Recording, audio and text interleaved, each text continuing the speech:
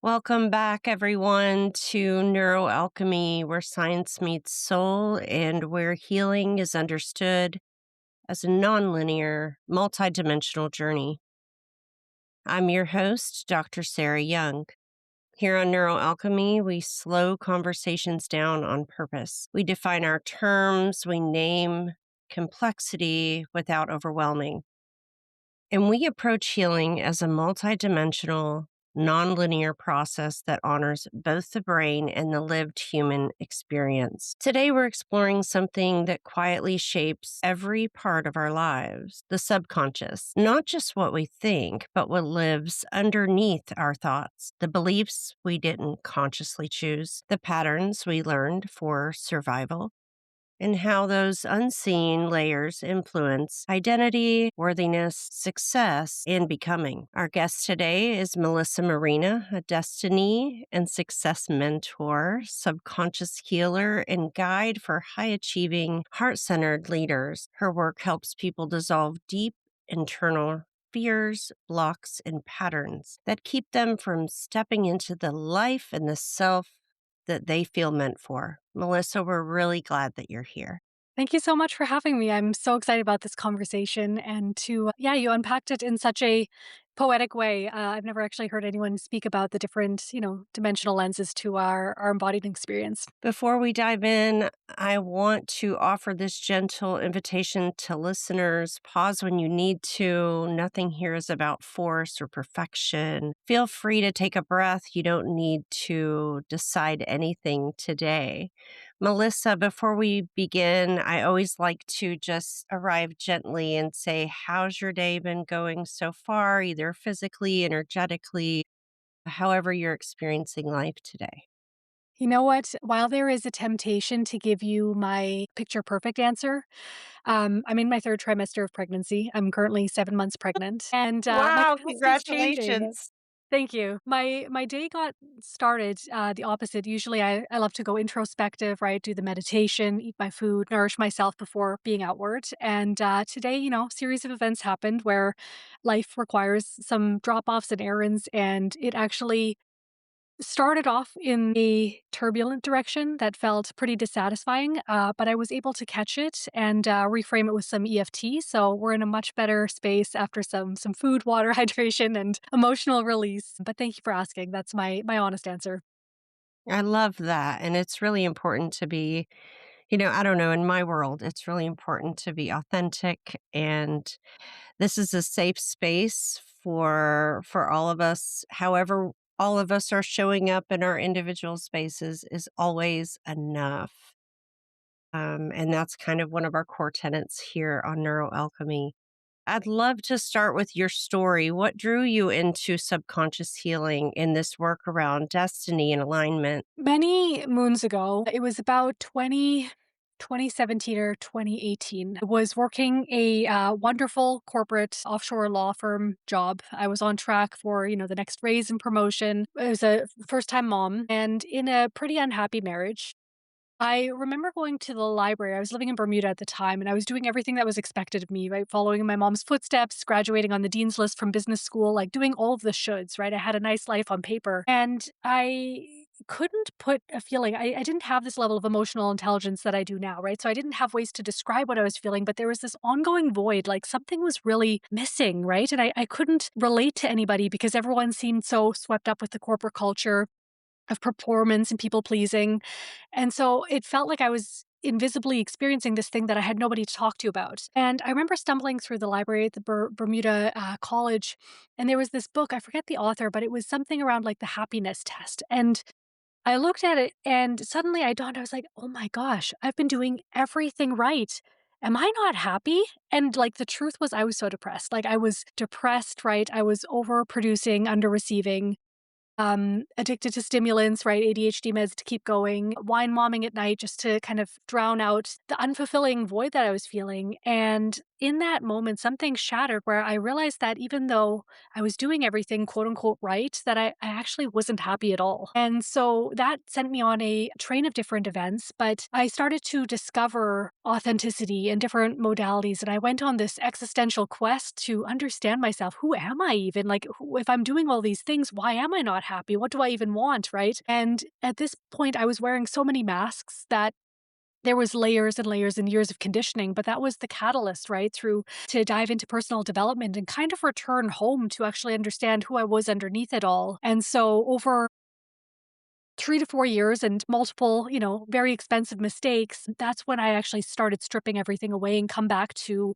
the original life purpose, the original mission, the original, soul who I was underneath all of the performance and shoulds. And it's my greatest passion to help people to remember what's underneath and what they actually wrote in for their soul's lifetime rather than what society has asked for them. I would love to back up just a minute before we go deeper and just ground a few terms in everyday language. Sure. So, when you say subconscious, what does that mean in just regular everyday language?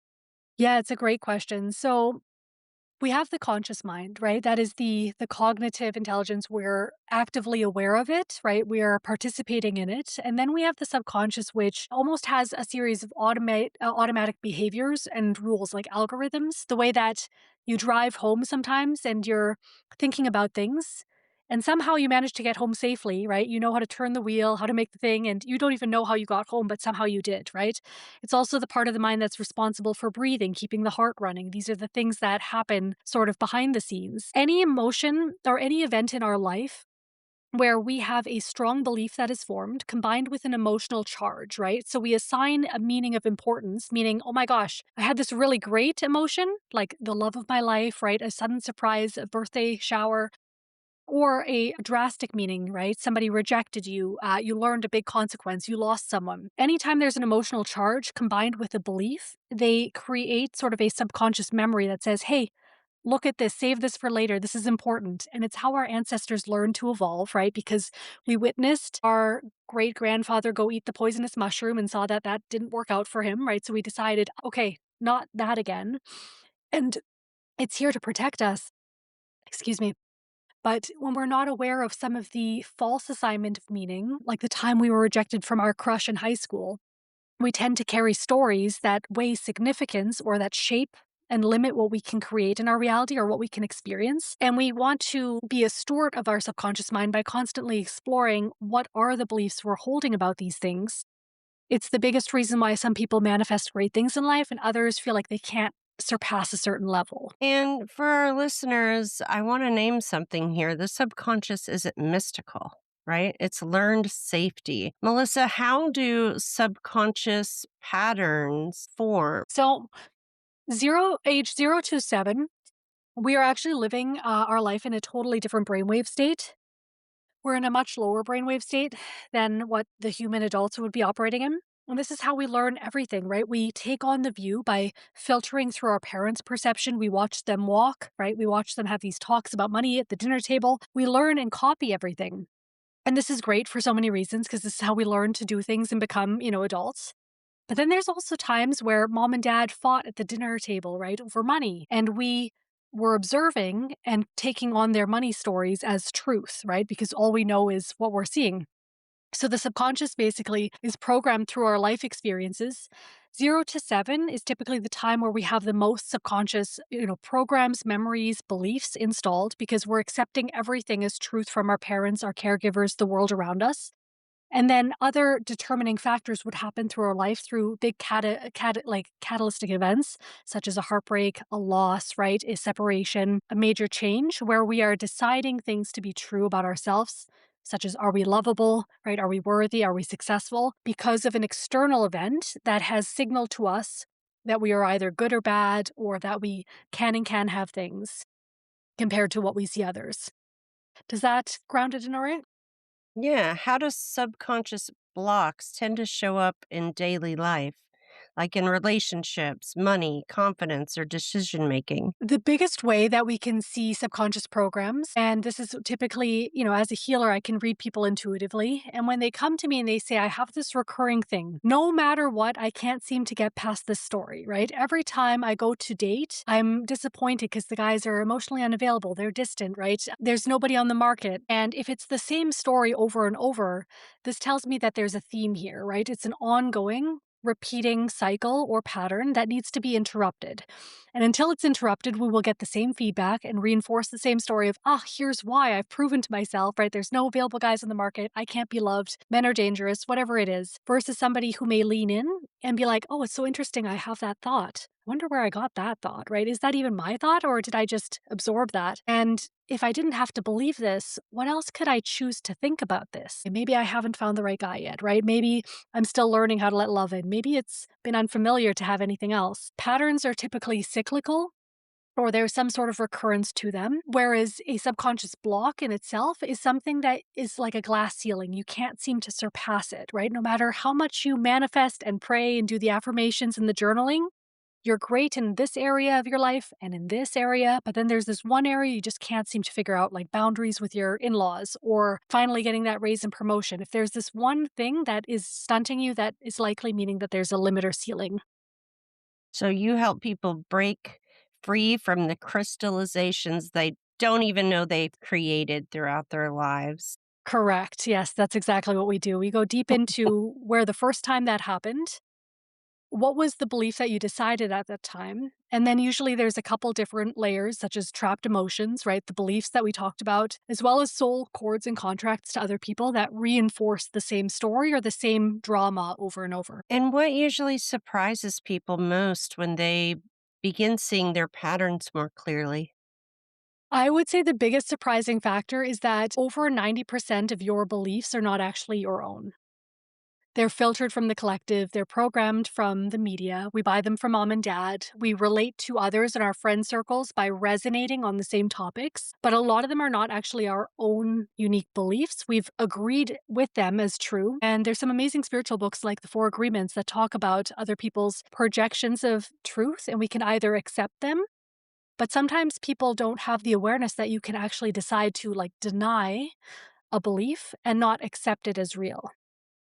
And it's not about gaslighting ourselves or saying that pigs can fly. It's basically saying, oh, that feels like a limiting belief, such as take somebody with a very religious background. I believe that there's truth to all religions, right? There's beauty in all religions, all walks of life. Now, if somebody has a particularly religious upbringing, where some of the faith-based teachings, while there's a great intention, maybe there's a sliver of distortion in them that keeps people disempowered, right? Waiting for God to rescue them, waiting for heaven for life to kindly get good. In those moments, they've accepted that as truth, so they live their life by it.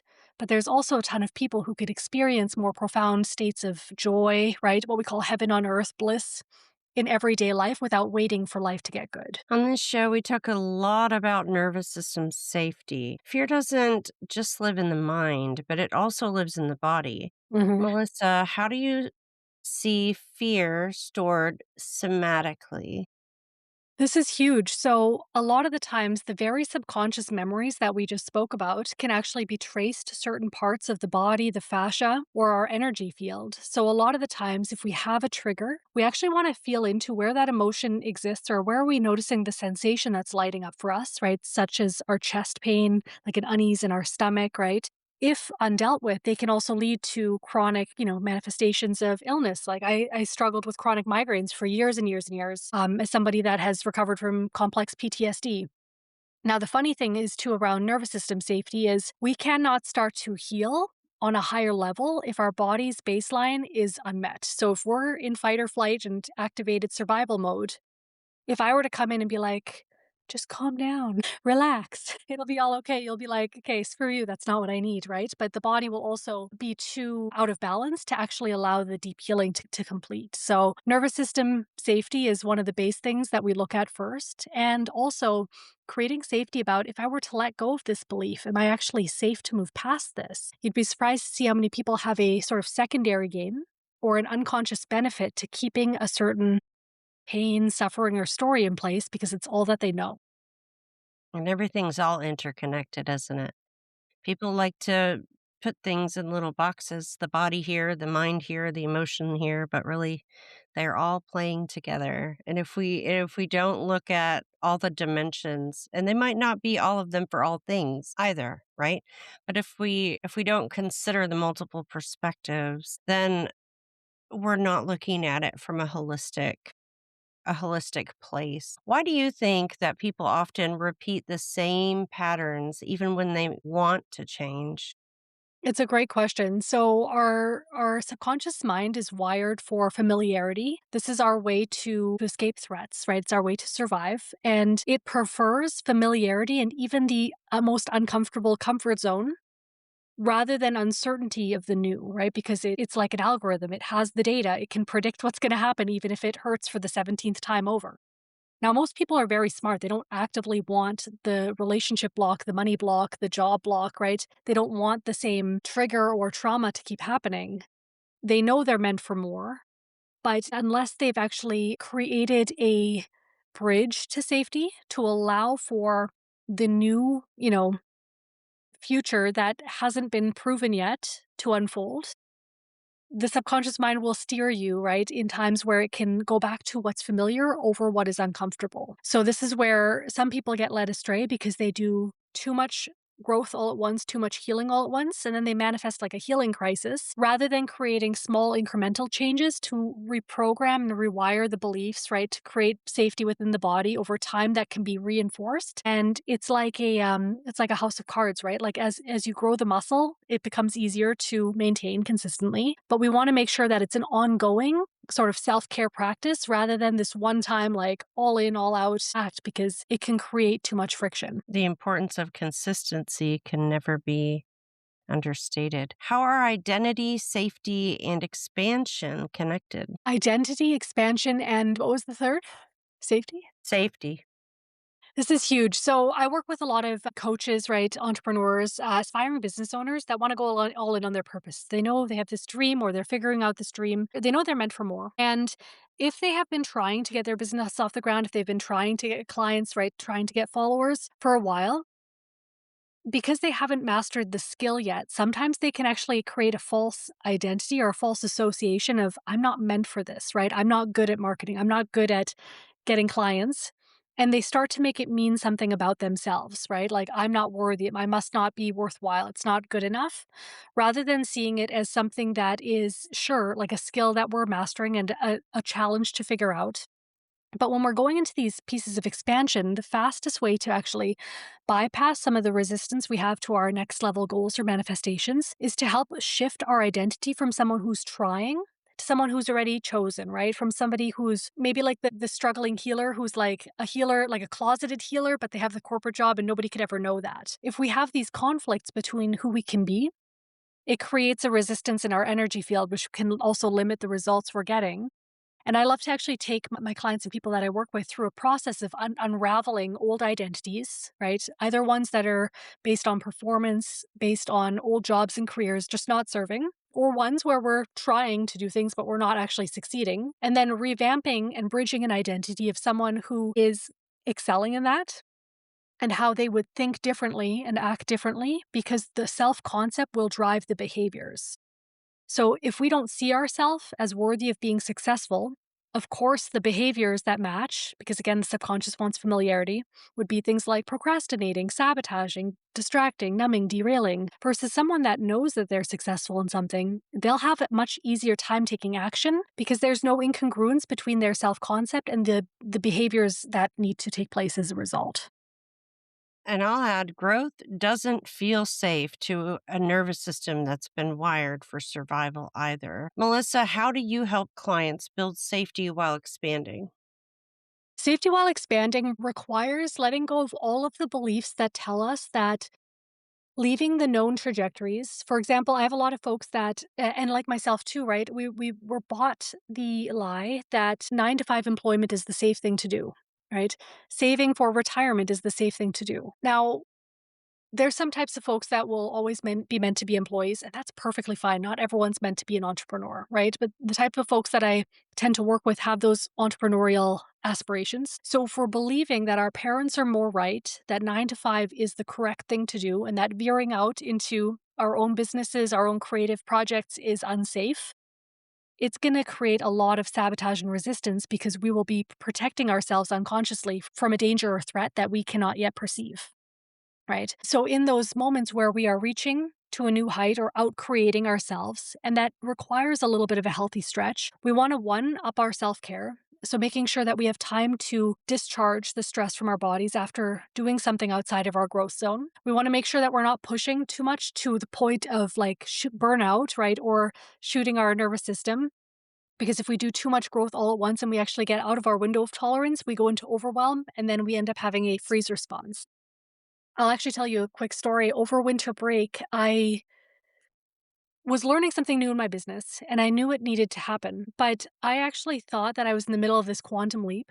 For about 6 weeks, I had a blind spot that I actually went into freeze response because I was pushing too hard against a new goal without actually creating time to replenish myself or time to retreat from the discomfort.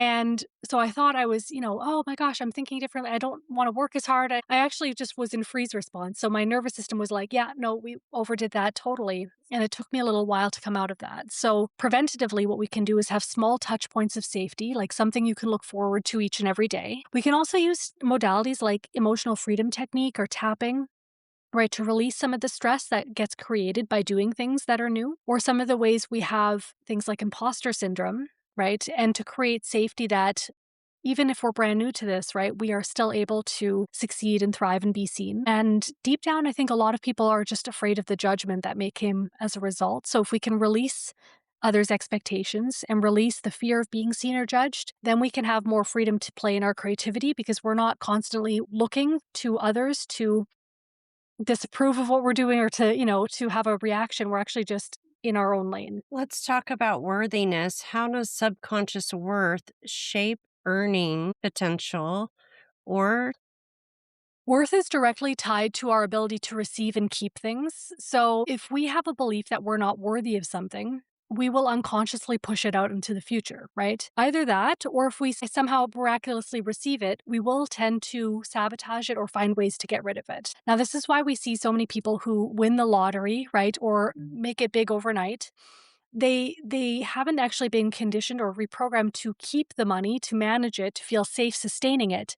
So they find ways to go into bankruptcy, right? They lose it overnight. They make a big, expensive gambling mistake, or they manifest what's called an upper limit problem, which is sort of like a scandal, right? An affair or something that creates an external drama to actually bring us down back to where we feel more familiar on a lower vibrational state. how does identity evolution differ from hustle culture? I think it's inevitable that we're heading in this direction and we're already unraveling a lot. It takes people like yourself, the viewers on this audience, myself, to constantly reframe what we're no longer available for, what we're no longer saying yes to. And even corporations, right? They're taking a notice. There's a big shift in going from performance only, how much can we milk them, how hard can we make them work, to how can we actually nourish and shower our employees with appreciation, right? Give them wellness breaks and stuff so that they can be really happy, so that they want to stay. And we're really moving away from this sort of like factory industry age of thinking, which is so long ago. None of us, for the most part, even work in factories anymore, but our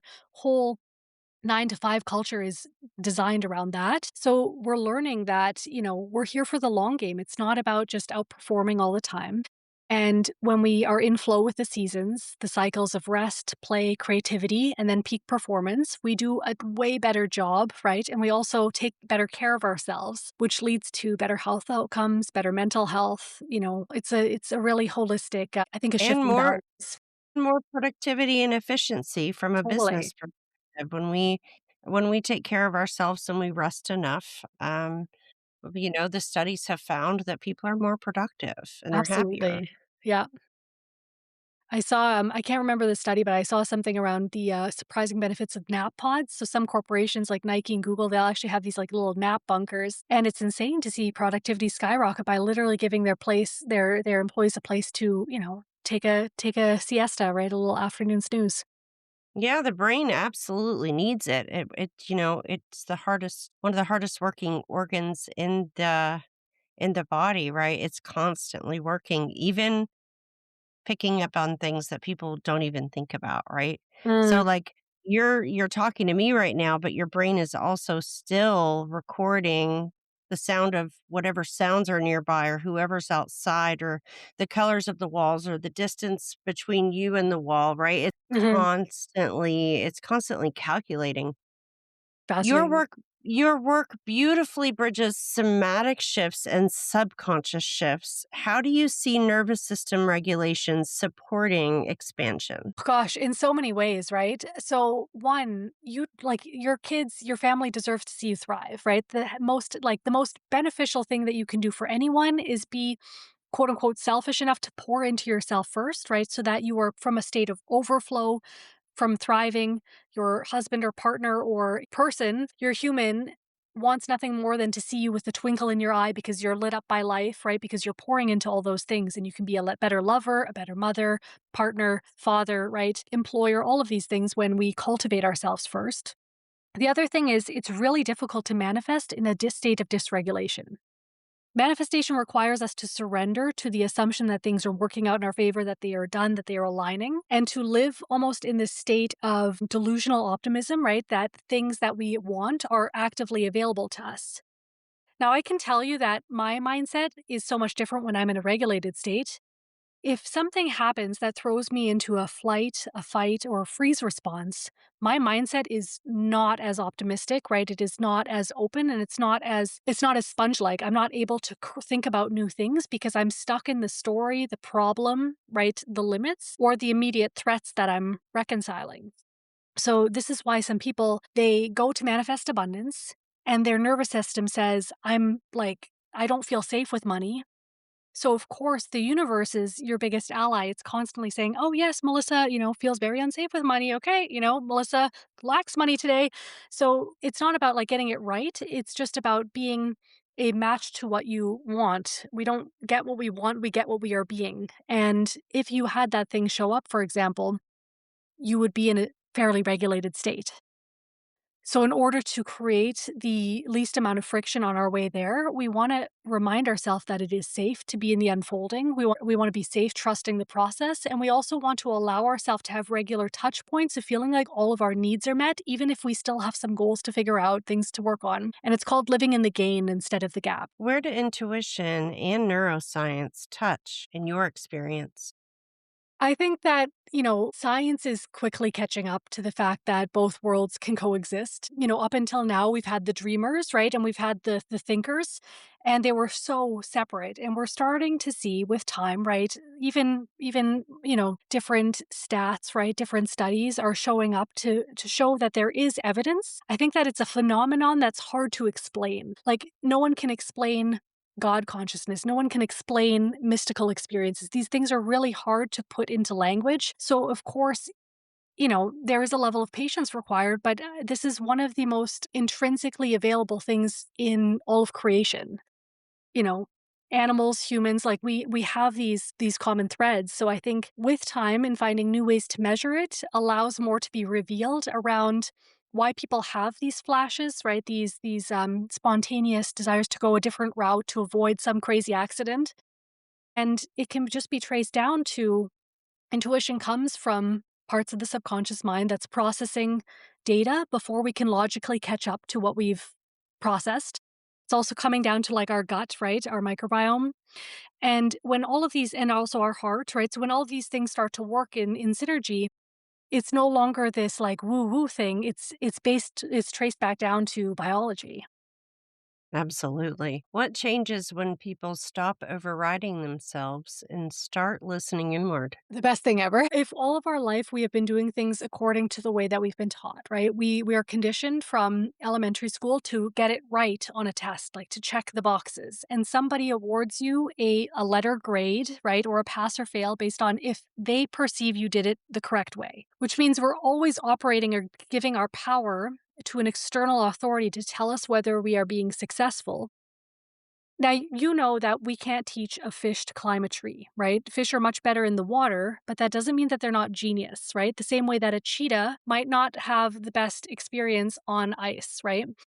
So, as neurospicy individuals, right, and a wide array of human beings with different gifts, if we're no longer outsourcing our power to an external person or process or strategy, and we're actually coming back to your little quirks, your zone of genius, your gifts, and the way that you're uniquely designed to be a catalyst for change in the world, then we're also allowing ourselves to create these amazing shortcuts and miracles by following our own guidance and intuition and synchronicity. Sometimes the universe can take you far further than you would have by knocking on doors that weren't ready to open because we're in the flow with divine timing, we're in the flow with the natural order to things.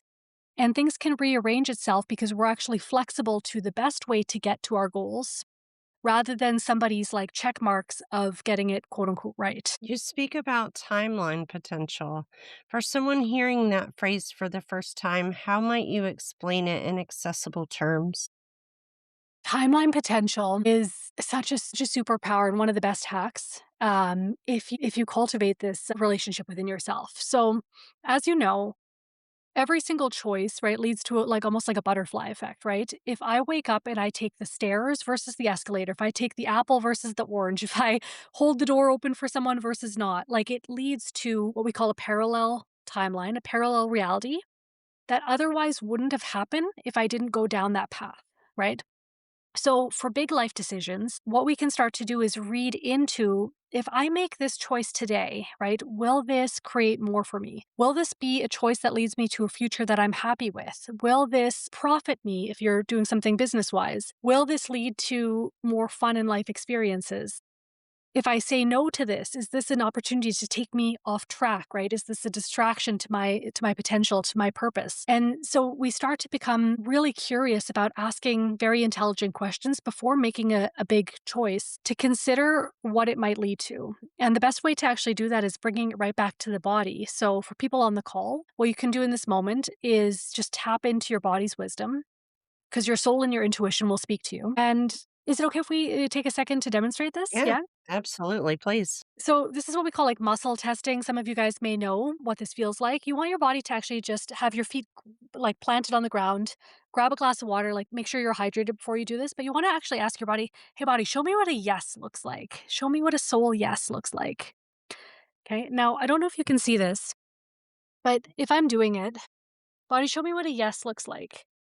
I'm going out of my chair. I'm moving upwards. My chest is opening. I want to move forward. It's like I'm leaning up and out. Okay. That's my personal yes. Yours may be different, but just register what it looks like. And you can say, okay, hey body, show me what a no looks like. I'm like, there's this heaviness in my sacral, like in my womb. It's like dead weight. It's pulling me down. I'm actually leaning back and I'm physically almost getting away. It's very nuanced, but I want to go away from the answer. So now that you have your yes, no, my expansion formula for any life considerations is one, will this create more for me? So imagine you're considering investing in this like amazing retreat, right? You're going to the Amazon, the jungle, there's like all these cool breakthroughs. It has a price tag, let's be real. And sometimes we get derailed or we avoid the most life changing opportunities simply because of financials. Now, you might not know that if you go on this trip, not only are you going to have this big breakthrough and catalyst in your healing, maybe you'll meet the love of your life. Maybe you'll actually get a client from it. Maybe somebody would refer you business that like pays for the whole trip, right? So what we can do is we can say, truth, would this create more for me? Body, if I do this thing, would this create more for me? Meaning more expansion, more joy, more abundance, right? It would somehow expand my life. And these are things that we would want to actually challenge our beliefs if I can't afford it, or maybe I'm not ready for this to allow ourselves to go through the expansion gateway, which opens up insane miracles. I did this last spring. I got invited to speak at my first manifestation retreat. It did not make linear sense. It was just during my birthday week. I was in the middle of a trip actually away with my fiance. I was terrified of going all the way. I also live in Canada. So they invited me to fly down to the middle of the desert and speak with a bunch of strangers. And so my mind was like, what if I go down there and like it rains? What if nobody's there? What if they bail? What if I get all the way to Joshua Tree? It's like an 8-hour flight. Melissa, are you really going to fly 8 hours to go speak for 25 minutes? Like that's insane. But because I did it, I was referred my first $10,000 client. I also opened up a entire timeline of being referred to speak at other things. I ended up traveling like 6 times that year as a result of that one trip. Now, prior to that, I was blocked on travel, I was blocked on speaking, and I did not have any clients like beyond $1,000. That would have never happened if I didn't take the leap of faith. So, this is where these questions can come in. One of the other things that you can ask for is, if I were to choose this, would this lead to a future that I'm happy with? And this makes for really good purchases. If you're at like a store and you're considering bringing something home, would it lead to a future I'm happy with? Means you'd wear it a lot, you'd use it. But even for deeper things, if I were to go down this new career potential, would that lead to a life that I'm actually fulfilled by? And your body will give you a really, really insightful answer if we allow ourselves to trust the nudges that we get. How do people learn to trust their inner compass instead of that external noise? It actually starts with taking small moments to weave intuitive practice like what we did today into your day to day. Now, it's the same way you wouldn't go to a gym, right, as a first timer and work with some of those like body lifting guys to like bench press 200 pounds. The intuition is the same, right? So at this level of my career, because I do this professionally, I will purchase a home based on intuitive hits. I will make high stakes decisions. Not just, I will look at the data, I will look at the numbers for sure. The more data, the better. But I will also tap into what my intuition says. If you would have asked me to put that much stress, right, that many high stakes at the beginning when I was kind of wobbly on self trust, no way. So what we want to start doing is ask ourselves, hey, body, do you want to wear this today? Do you want to wear that? Do you want to take this route? Do you want to go that way?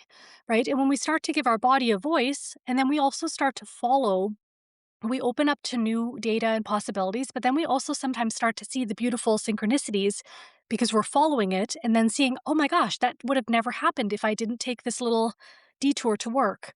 So start with things that have no major consequences. And then from there, you can start to build up the trust as good things happen and more synchronicities are on your path. You start to realize, okay, this actually can be trusted. And this is where we start to add more things to, to the repertoire of what you want to ask about, whether it's nutritional things, whether it is business decisions, whether it is love decisions, etc. What does aligned decision making feel like in the body? Aligned decision making in the body will typically feel, have you ever done a puzzle and it's like a complex puzzle and then there's the one puzzle piece that just fits? Like there's no questioning. Even if it scares you, even if the answer scares you because it's the thing that you're kind of avoiding doing, that you know is good for you, there's no story attached. It's like, okay, right? Intuition's not going to be the answer that always makes you the most comfortable. It's not the easy answer. It's not the, well, should I go to the beach and kumbaya all day answer? Some of the time, maybe it is, but right. It's sometimes actually the answer that will thrill you the most, but there's no story to it. There's no doubt. There's no need to justify. There's no back and forth. It usually just drops in as truth and it feels like something that brings you home. The other thing about your intuition is your higher self, right, will never ask you to do anything that is contrary to your values. It may ask you to do something outside your comfort zone, but it's not going to ask you to do anything that you wouldn't ordinarily do. Like, it wouldn't ask you to sell your house and become a stripper. Like, you know what I mean? Like, things that are within your values will always be through intuition. So you kind of have a safety ground of, yeah, it might be uncertain, but it's certainly not going to put me out on the street. It's certainly not going to lead me to rip off people. It's certainly not going to lead to any major catastrophes, which is one of the kind of built-in safety mechanisms of you'll always be taken care of. It's like bumper alleys. We always close with a micro practice invitation, not a big protocol, not perfection, just a small practice listeners can explore each day throughout this week. Melissa, what micro practice would you offer to help people begin noticing and shifting their subconscious patterns? Mm. My suggestion is to spend a little bit of time being cognizant of the beliefs you're telling yourself.